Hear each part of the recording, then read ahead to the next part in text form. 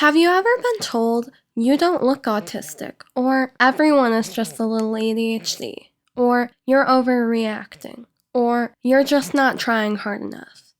These might sound like small comments, but they come from much bigger misconceptions. And today we're going to break down what's actually true and why those ideas can be more harmful than people realize. Hello, welcome to episode 7 of Minds That Think Differently. And today we're going to be talking about destigmatizing mental health, disability, neurodiversity, and common misconceptions surrounding them. My name is Amanda, and for accessibility, I'll give a quick description of myself. I'm 16, white, have brown shoulder-length hair, brown eyes, and I'm wearing a blue t-shirt. Because this is a neurodiversity podcast and all neurodivergent people are different, I'm looking for listener stories, Q&As, and people to interview who are either experts or have lived experience. If this is something you think you would be interested in, please email me at connect@thinkdifferentpod.com. Detailed info and full episode transcripts can be found at thinkdifferentpod.com, and with that, let's get started.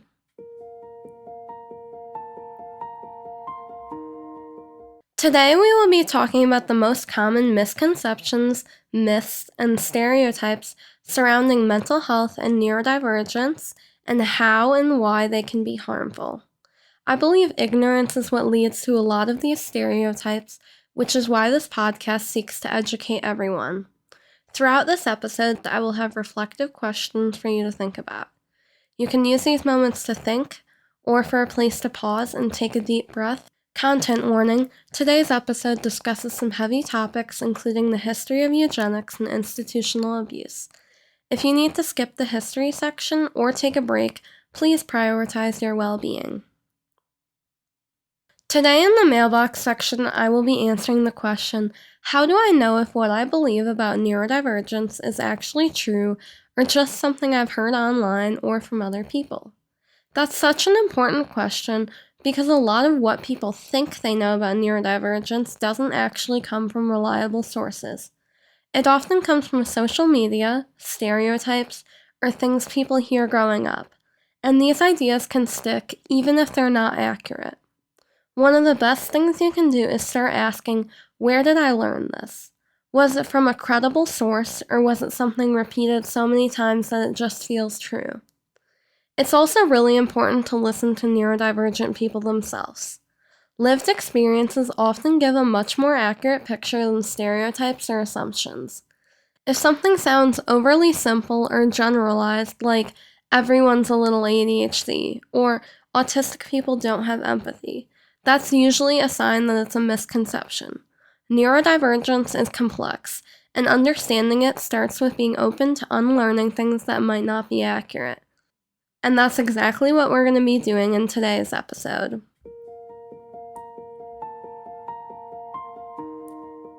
I want to start out by talking about what stigma actually is. Stigma is when people have negative attitudes or beliefs about someone based on a certain trait or characteristic like a mental health condition. These beliefs aren't harmless. They can stop people from seeking help, impact self-esteem, and quality of life. There are 3 main types of stigma: social stigma, which is negative beliefs held by society; self-stigma, which is when someone internalizes those beliefs; and structural stigma, which is systems and policies that create inequality. Self-stigma is internalized negative perceptions which can result in shame. That's not the truth. That's stigma being internalized. Structural or institutional stigmas are policies and practices leading to discrimination, such as in healthcare and employment. This is built into systems where people are treated differently because of their mental health, disability, or neurodivergence. I want to give an example of each of these to really put it into perspective. A public stigma would be that people with mental health conditions are dangerous, incompetent, or to blame for their condition, which could then lead to a self-stigma of that person believing that they are dangerous, incompetent, or to blame. And structural stigmas in laws and other institutions reinforce these stigmas. How can self-stigma happen? When we hear these messages over and over again, we start to internalize them without even realizing it. Some examples of self-stigma are that I should be able to handle this on my own. I'm just broken. Something is wrong with me. Or I don't want that label. That's stigma turning inward. And these stigmas have real impacts. The fear of being labeled or judged can stop people from seeking or continuing care.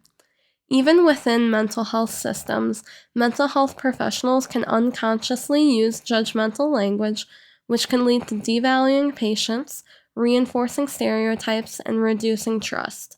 Media portrayals can often distort understandings of diagnoses as well.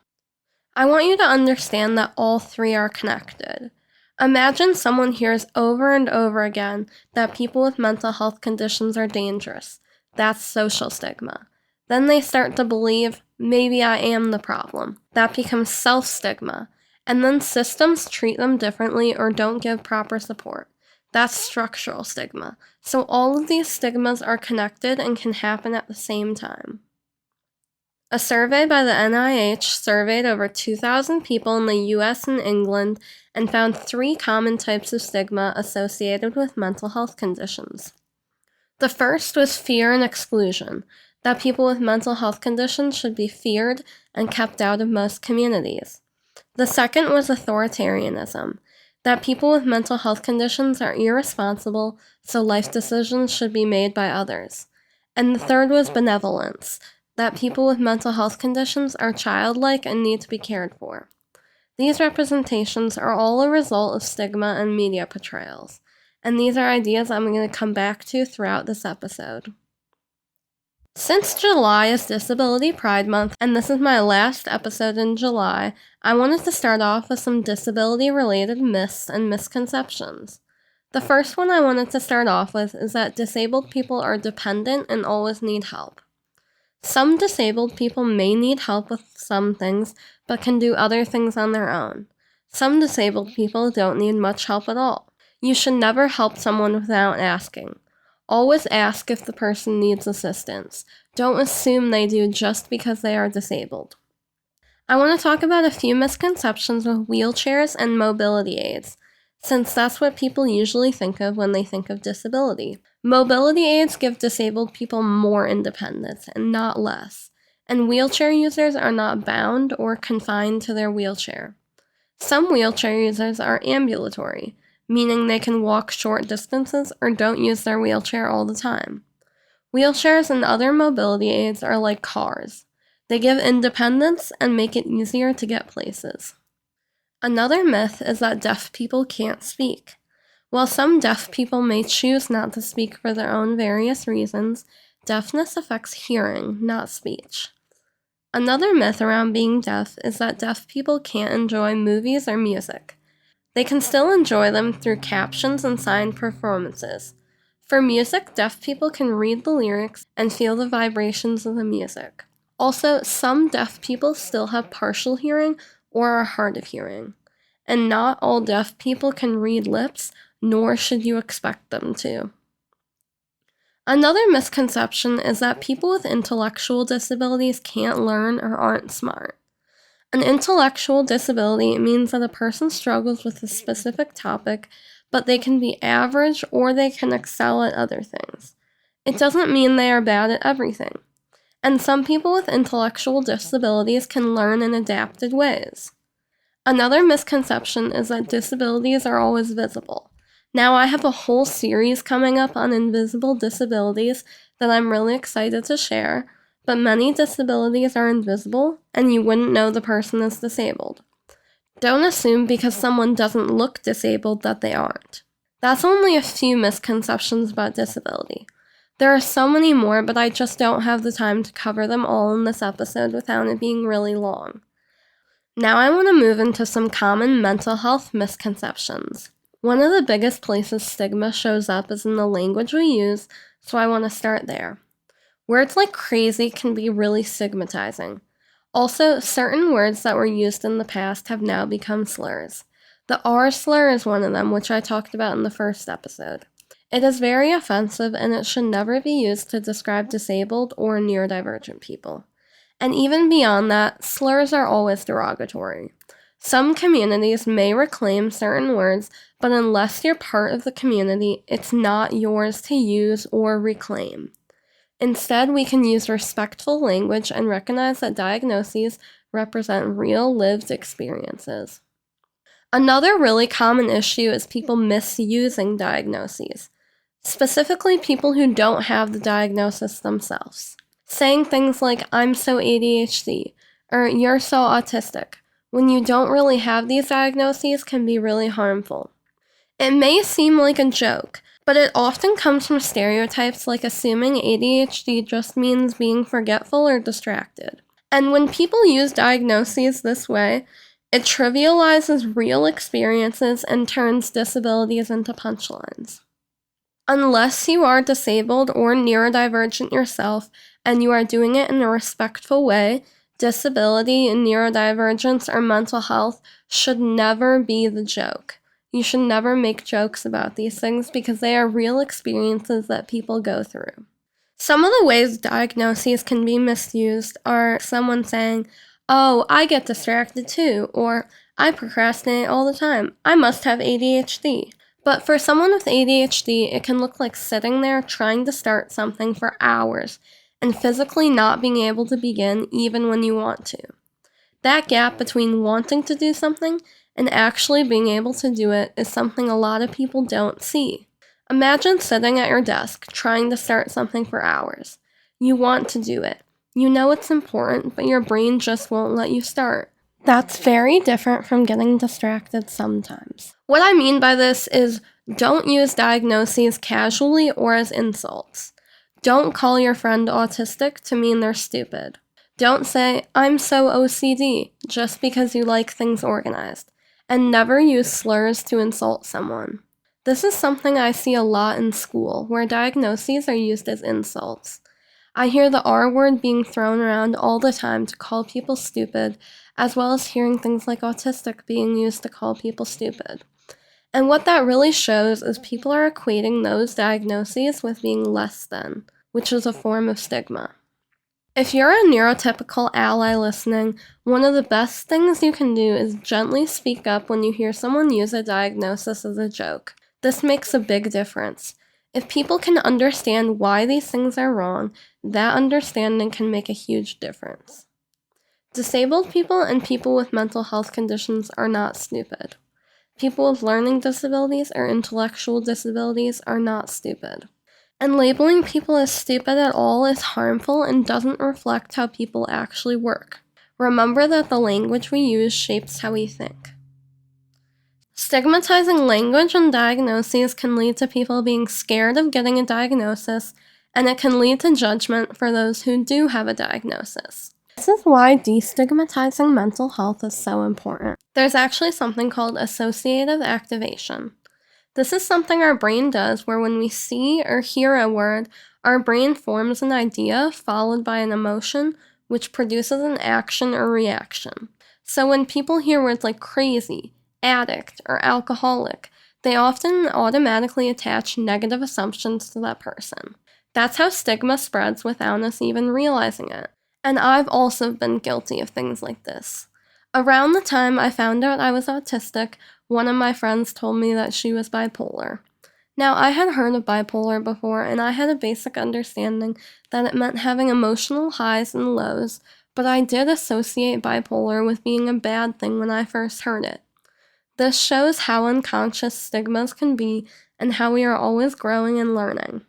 Over time, hearing these kinds of things can make people question themselves. They might start thinking, maybe I'm just overreacting, or maybe I'm the problem, and that can delay people getting support or even understanding themselves. But language can also be part of the solution. Language can help provide accommodations, accessibility, and can make a true impact. Using more positive language when we talk about these topics can actually change the way people see disability.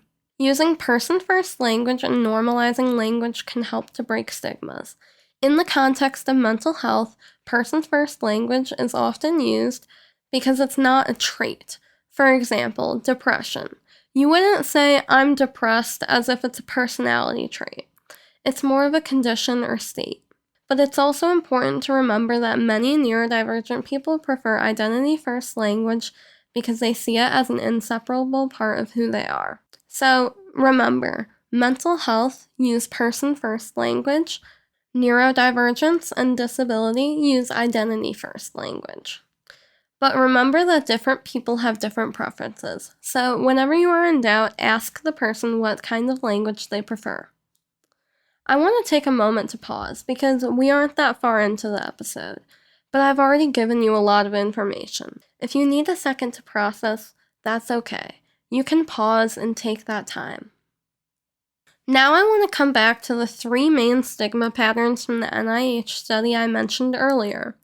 Remember that the first is the belief that people with mental health conditions should be institutionalized, which is a long-running one.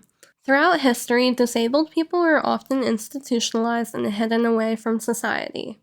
There's a thought that's common in society that things have always been done one way and should continue to be done that way, but especially in the case of disability, this is not a thought pattern we can have. It's not okay that people were institutionalized instead of being given the support that they needed and deserved. Institutionalization also goes back to the idea of shunning differences. People are often scared of things that are new or different, and we've seen this throughout life and history in many different contexts. And this translates to institutionalization because many of these people were institutionalized because they were different, and people were scared of that difference, and these people were labeled as scary or dangerous. And this is often where the stigma of people with mental health conditions being dangerous or scary comes from. The second belief was authoritarianism, or believing that people with mental health conditions can't make decisions for themselves and others should make decisions for them, which connects closely to the third belief that they are childish and need to be taken care of. This is called infantilization, and it is a very common experience for both neurodivergent people and people with mental health conditions. It can look like people talking down to someone, making decisions for them, or assuming they can't handle responsibility. And while it might seem like helping, it actually takes away independence from that person. Now, you don't need to memorize these 3 stigmas. I just want you to be noticing if you have ever thought any of these things, or if you've seen them show up in society in any way. When I talk about these stigmas, I want you to ask yourself, have you ever thought any of these things? And then I want you to think about why. Why do you believe that people with mental health conditions are dangerous, deserve to be institutionalized, are childish, or can't make decisions for themselves? And more importantly, where did you get your beliefs from? Because when you can recognize where stigma comes from in your own life, that's the first step to unlearning it. This next section will be a heavier section since I'm going to be talking about the history of mental health. There's a lot of information in this section, so if you start to feel overloaded, please pause and take a second to process. Before we talk about modern myths and stereotypes, it's important to understand where they come from. Up until very recently, society treated people with mental health conditions like criminals. During the Middle Ages, mental illness was often seen as a punishment from God or a sign of demonic possession. People were burned or shunned. As time went on, institutionalization became the norm. Those with mental health conditions were often hidden away, isolated from society. Let's pause on that for a second.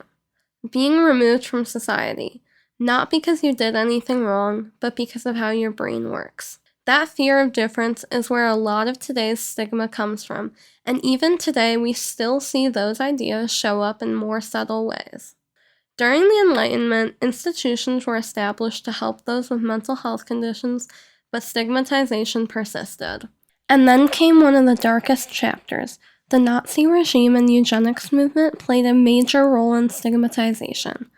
Eugenics is an idea aimed at improving the human population by encouraging reproduction among those with desirable traits and discouraging it among those with undesirable traits.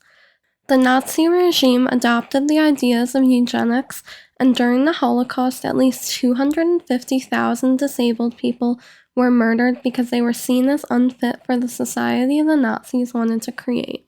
Eugenics is a harmful ideology, and it encourages white supremacy and has been used in other contexts to justify discrimination and segregation. We study this dark history not just to remember the victims, but to recognize how these ideas continue to influence thinking and stigmatization today. In fact, in episode 1, we talked about why Asperger's is being phased out. Understanding this history helps explain why some words and diagnoses have changed over time and why many disability and neurodiversity advocates emphasize accessibility, acceptance, and support rather than trying to eliminate differences. Then there's the role of the mass media today. The media has often contributed to stigma by portraying people with mental health conditions as dangerous or violent. Roles are scripted and played, sometimes without input from disabled actors or screenwriters. All of this makes a biased image of people with mental health conditions. Okay, let's take a quick pause there. I tried to cover a lot of history in a brief format, so if that felt like a lot of information, that's because it was. But you don't need to memorize anything. Stereotypes of people with mental health conditions are also generalized. I will use the example of schizophrenia here, since there are lots of stereotypes surrounding it. I want you to take a moment and think about what you think about when you hear schizophrenia, or borderline personality disorder, or narcissistic personality disorder, or Tourette's. There's a widespread lack of understanding on what these conditions are, which leads to fear, avoidance, and misconceptions.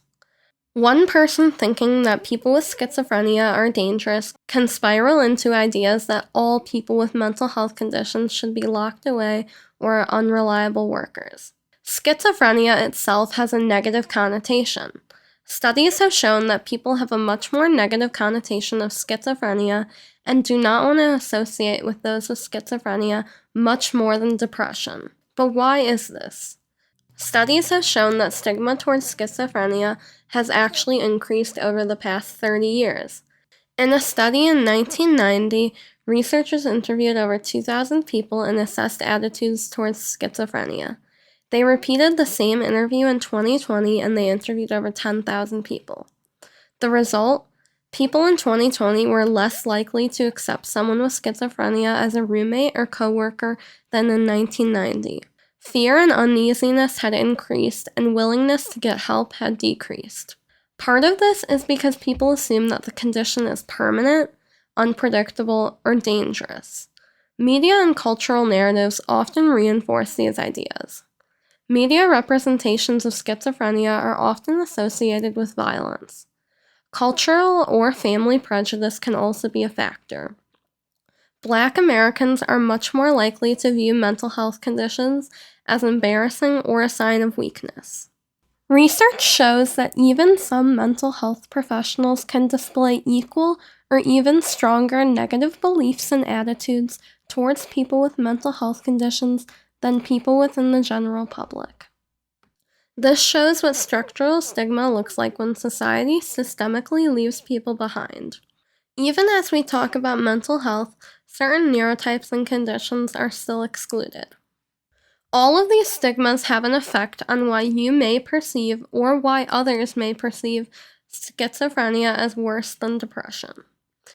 When the study showed that people in 2020 were less likely to want a coworker with schizophrenia than in 1990, it shows that even as we talk about mental health, we are still leaving certain neurotypes behind. That is structural stigma. The media tells us to be afraid of people with schizophrenia, but the data shows the opposite.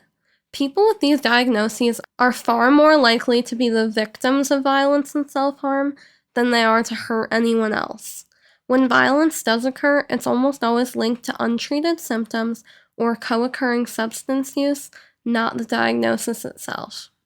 The danger isn't the person. The danger is the isolation we force them into.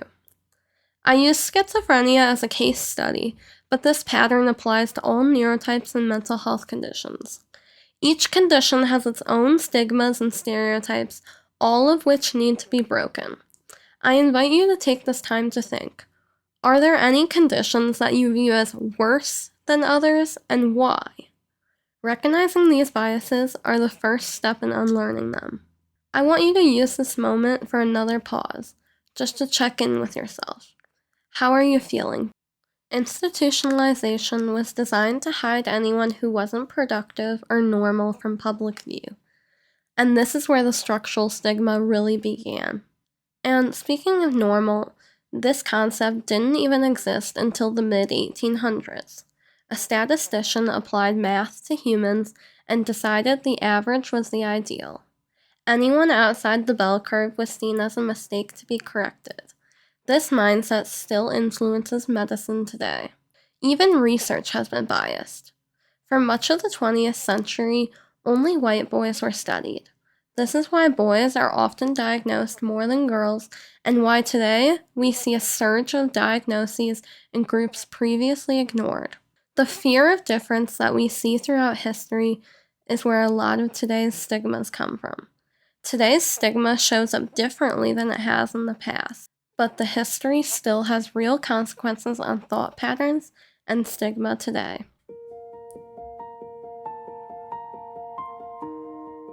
After that heavy section, I want to include a sensory break. Take this time to grab a snack, play with a fidget toy, or just take some deep breaths and process the information that you have heard.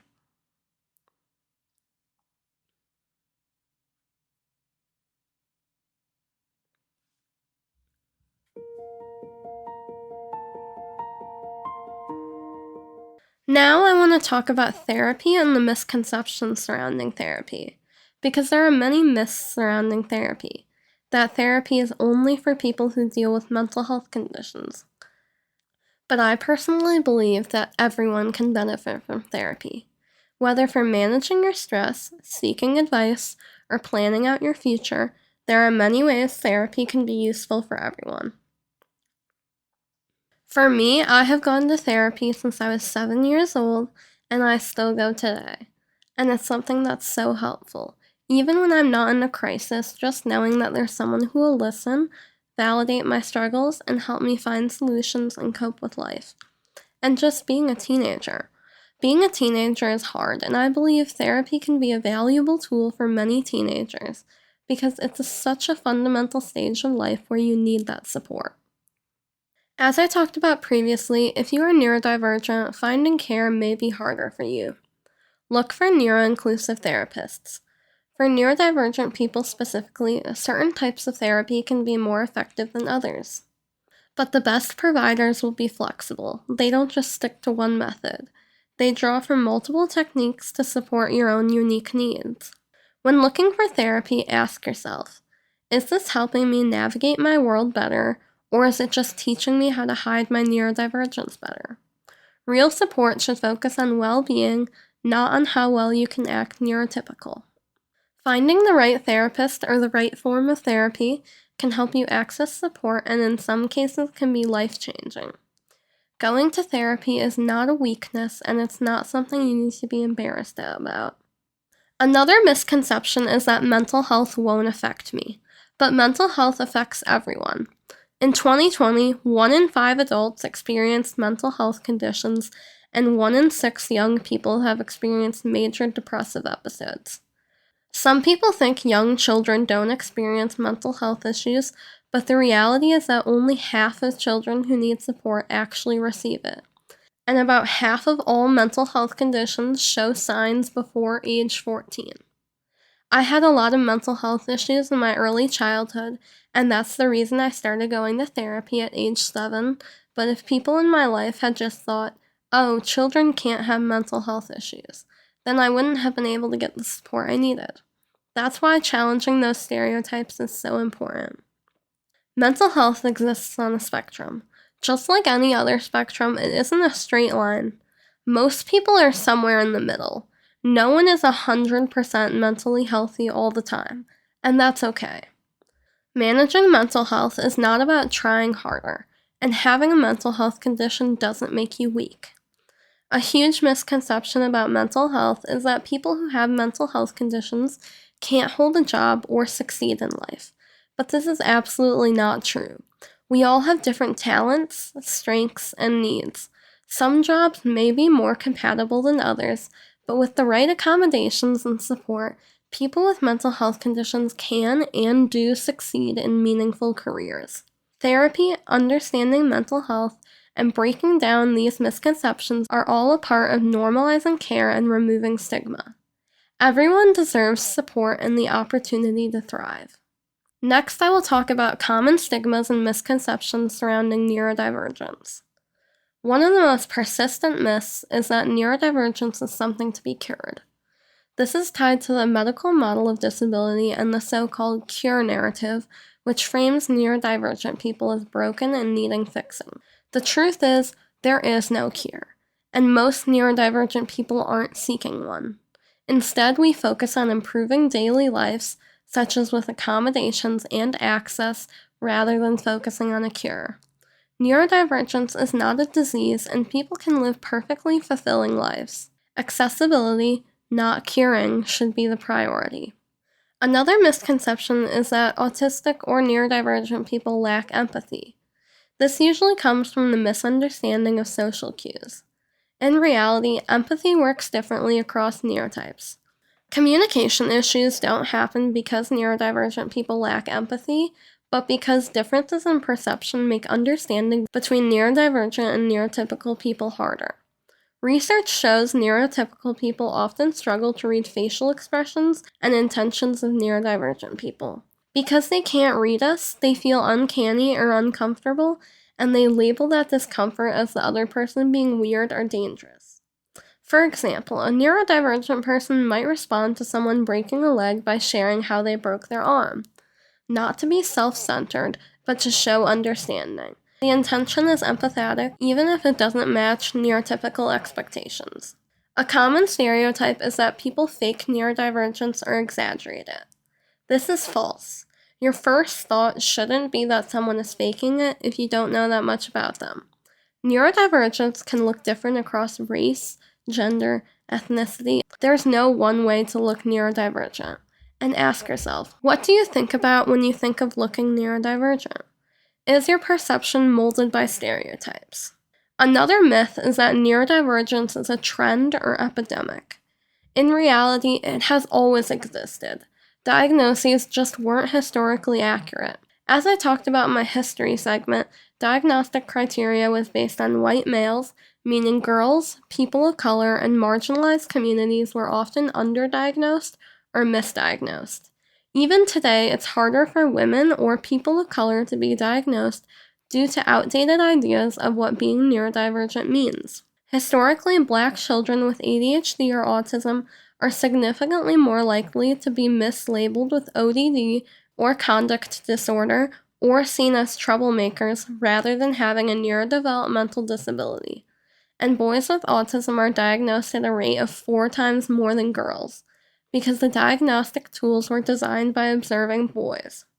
It's important to remember that stigma is intersectional. A person might be dealing with the stigma of their neurotype and their race or gender at the same time. We can't talk about destigmatizing mental health without talking about how systemic racism and sexism makes these struggles even harder for some members of our community. Intersectionality means that we realize the medical model didn't just fail neurodivergent people. It was built by a system that was already biased against anyone who wasn't white, male, and wealthy. But more people being diagnosed is not a bad thing. This is a good thing. This shows increased awareness, better provider education, and recognition of things like masking, helping people who might have slipped through the cracks get proper support. Another misconception is that all neurodivergent people have superpowers or savant skills. Only a small percentage of the neurodivergent community has a savant skill. Such as in the autistic community, only 10 to 30% of autistic people have savant skills. Framing neurodivergence as inspirational, which is called inspiration porn, this is the objectification of disabled people with the intention of making people without disabilities feel good. Disabled people are not inspiring for just existing or doing everyday tasks. This makes it seem like just accomplishing tasks like chores or running errands is some great feat. Disabled people having superpowers makes non-disabled people feel better about them. This ignores the challenges many face, creates unrealistic expectations, and turns neurodivergence into a spectacle instead of acknowledging it as a real lived experience. For example, special interests are often seen as superpowers, but can be debilitating and can lead to burnout or neglect of health. A good way to think about it is if you wouldn't tell a non-disabled person they're inspiring for doing it because it's a normal task, don't tell a disabled person they're inspiring for doing it. Disability being viewed as something inspirational also creates the idea that disabled people have to be happy all the time. The idea of disability being inspiring dehumanizes disabled people. Another harmful misconception is that everyone with a certain diagnosis is the same. This is especially harmful with conditions that are on a spectrum, such as autism, because every person is very different and can have different support levels. A lower support needs, high masking autistic person you meet will be very different to a high support needs autistic person you meet. Remember, support needs aren't a fixed label like height or eye color. They are fluid. A person might have low support needs on a quiet Tuesday, but high support needs during a transition or mental health dip. You cannot generalize one label to all individuals. All people are different, and this is where the idea of if you've met one autistic person, you've met one autistic person comes from.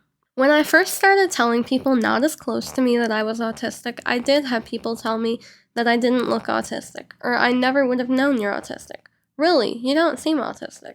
And that tells me a lot about the kinds of stereotypes people are fed and people know of. Remember that there is gray area in disability. Don't associate one person you've met with every presentation. Finally, the idea that neurodivergence is a new thing or a trend. Neurodivergence is not a new thing. While the word itself is, there have been neurodivergent people forever. These people were often institutionalized when there were no laws protecting disabled people.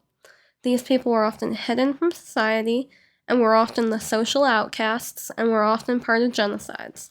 I'll explore the history of neurodivergence more in depth in a future episode. Take a moment to reflect. What assumptions might you hold about neurodivergent people?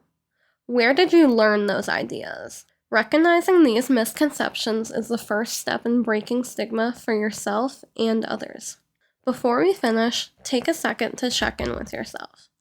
That was a lot of information. Take a breath. Maybe unclench your shoulders. Let your body relax for a moment. Now that we've explored myths and stigmas surrounding mental health and neurodivergence, the big question is, how can we break these stigmas? The answer lies in building inclusive environments, providing accommodations, educating ourselves and others, and having open conversations. Even small actions like correcting a misconception or supporting someone can make a real difference. The first and most important step is to educate yourself. Learn about mental health, disability, and neurodivergence. Not just the labels, but the lived experiences behind them. Understanding why these things matter and how stigma affects people is crucial to making a real difference. Treat people living with mental health conditions who are neurodivergent or are disabled with understanding, empathy, and acceptance. When people feel accepted, they don't feel like they have to hide their conditions. Personal interaction like this directly helps combat negative stereotypes and reduce stigma. Social media is a powerful tool. You can make posts or campaigns that support mental health awareness, or just like or repost positive mental health conversations. For example, during May, which is Mental Health Awareness Month, supporting charities, sharing resources, or simply amplifying accurate information can make a difference. And this month, July, Disability Pride Month, supporting disabled creators and organizations that help disabled people thrive. Personal stories and anecdotes are incredibly powerful. If you feel comfortable sharing your own experiences with mental health, disability, and neurodivergence can encourage others to open up. But never share someone else's story without their explicit permission. That's their story to share. Your voice can impact policies. Contact your representatives about mental health, neurodivergence, or disability legislation or advocacy that matters to you. Participating in community initiatives or workshops related to mental health, neurodivergence, and disability also strengthens awareness and support. There are several organizations doing amazing work in this space. Supporting these organizations through volunteering, donations, or simply sharing their resources helps combat structural stigma and create safer, more inclusive communities. NAMI is the National Alliance on Mental Health Conditions, and they provide support, education, and advocacy about mental health and try to improve mental health care. Mental Health America focuses on prevention, early identification, and intervention for mental health and advocates policy changes. Again, ASAN, the Autistic Self-Advocacy Network, is a good one to support for neurodivergence. The Neurodiversity Hub has education, advocacy, and community support. S4ND, the Society for Neurodiversity, focuses heavily on the social model of disability and our anti-discrimination and anti-exclusion. ASIAM is Ireland's national autism charity, and UCAP is the European Council of Autistic People. I encourage you to find your own local organizations or organizations in your country. And remember, these aren't the only organizations to support, and if you have more, I'm happy to hear your recommendations. Remember, breaking stigma isn't just about changing other people.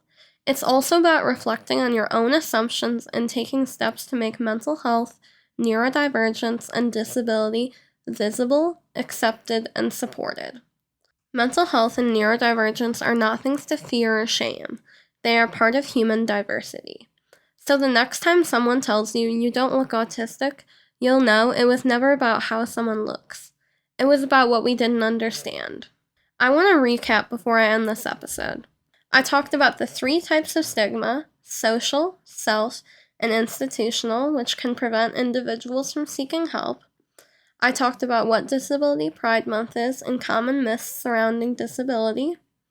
I talked about how stereotypical language, such as misusing diagnoses, devalues real struggles. I talked about person-first and identity-first language and neurodivergence and mental health, and how respectful terminology can help stop stigma. We went through the history of mental health stigmatization from the Middle Ages to the Nazis to media portrayals today, and how these all contribute to harmful misconceptions. I talked about mental health myths, such as myths like mental health doesn't affect everyone, and people with mental health conditions are dangerous. I talked about how mental health challenges are universal, and how therapy can be beneficial. I talked about neurodivergent misconceptions. I talked about how neurodivergent people are diverse, and there's no one-size-fits-all experience. And I talked about the study where the stigma of schizophrenia is going up. And finally, we talked about how we can help combat stigma. If there's one thing I want you to take away from this episode, it's that neurodivergence, disability, and mental health aren't rare or bad. These are things that are misunderstood with deep stigmas rooted into society. I hope this episode changed some of the views that you have around disability, mental health, and neurodivergence. And if it resonated with you, share this podcast with others to help them understand the stigmas as well. The affirmation for today's episode is, my feelings and experiences are valid. And the question for today is, what misconceptions did you have about neurodivergence and mental health, and did this episode change your feelings on any of them? I hope this episode helped you learn more about destigmatizing mental health, neurodivergence, and disability, and how you can change your language and encourage others to change their language to better support people. Next week, I will be talking about what mental health is, so stay tuned. Remember that I'm looking for comments, questions, listener stories, and people to interview for this podcast. If you are interested, please remember to email me at connect@thinkdifferentpod.com, and more information can be found on my website, thinkdifferentpod.com. Thank you for listening to this episode of Minds That Think Differently, and I'll see you next week.